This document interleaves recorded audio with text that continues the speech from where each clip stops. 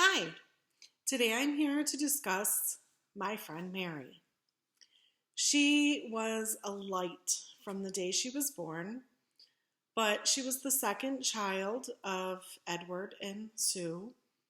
Their first child was a perfectly healthy baby girl. Their second, they thought, was a perfectly healthy second baby girl. Until she was approximately 3 years old when she fell and broke a bone.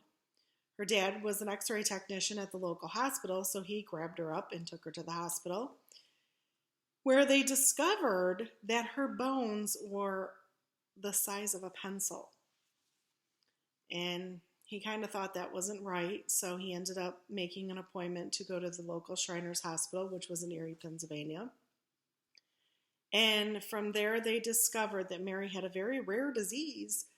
There's a huge name for this disease, but it narrows it down to disappearing bone disease, which basically meant if Mary broke a bone, which children do, her bone would start to dissolve and disappear.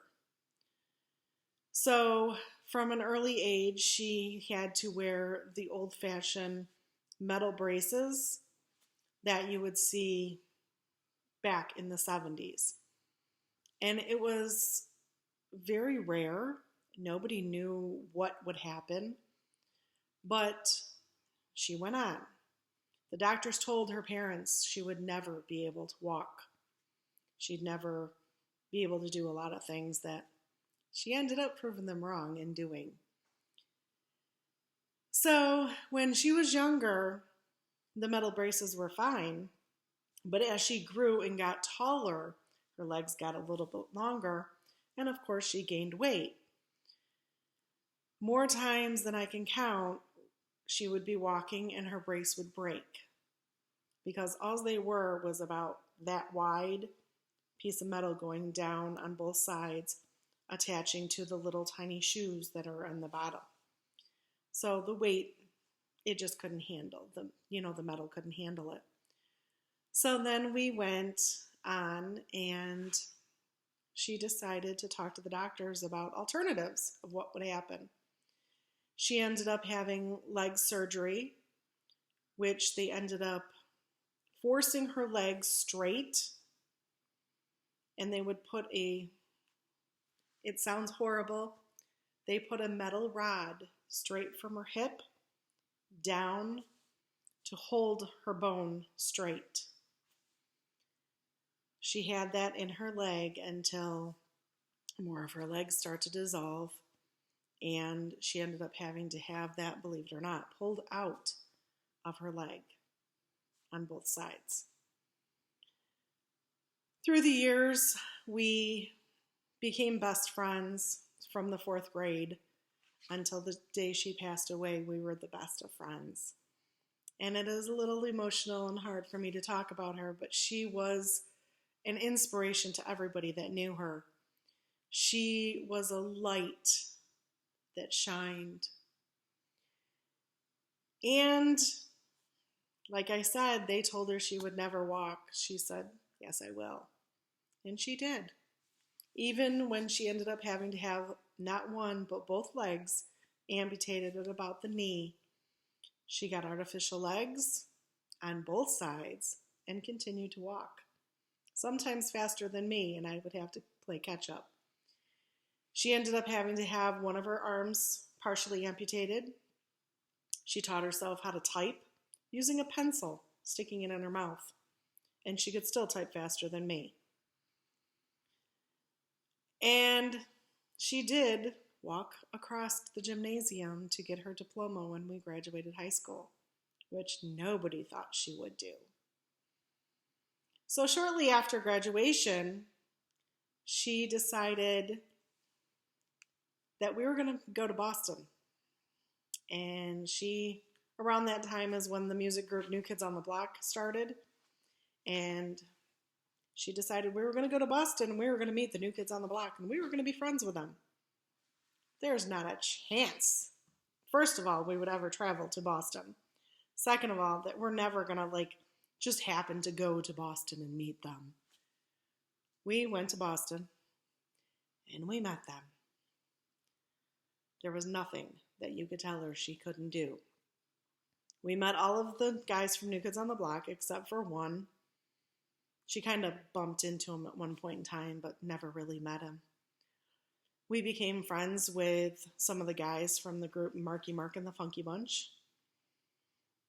And we ended up moving to Boston for a short time. We ended up going there. It was about 1994, and we lived there for about 9 months. And with that, we became adults. We lived in an apartment, we paid bills, we both had jobs. We had a great time. But about that time, Mary started having other symptoms, and her disease progressed. She ended up with a secondary disease. It's basically when the bone in your spine from the base of your head down starts to curve, but it forms like a weird curvature, and it ended up pushing into her brainstem. And unfortunately, in 2007, Mary did pass away. Actually, 3 days after her birthday. She promised herself, she promised her parents, that she was going to live to her birthday. And 3 days after, like I said, she passed away November 26th, 2007. Why was Mary so special? I don't know. Why was she put on this earth only to be taken away at 37 years old? I really don't know the answer to that. But I tell you this, it was meant that we were friends. A little backstory. Before I met Mary, I found a newspaper. We were just moving into our new house. I was 7 years old. And there was a newspaper flying around on the ground, and I bent down to pick it up, and on the paper, clear as day, was a picture of her, and it said that she was the Easter Seals Child of the Day, or the year. I had no idea what Easter Seals was. I had no idea who this girl was. And that was approximately August, and in November, she moved in, and I first met her. And we were best friends from the day we met until the day she died. She struggled. Oh, yeah. She had, I think by the time she was 18, she had 23 surgeries. Whether it be simple or harsh. At one point in time, she had to have her toenails removed. You wouldn't think that would be possible, but she did. She had to have toes amputated before her legs got amputated. But throughout everything, she showed me and everyone else that knew her what was possible. There's no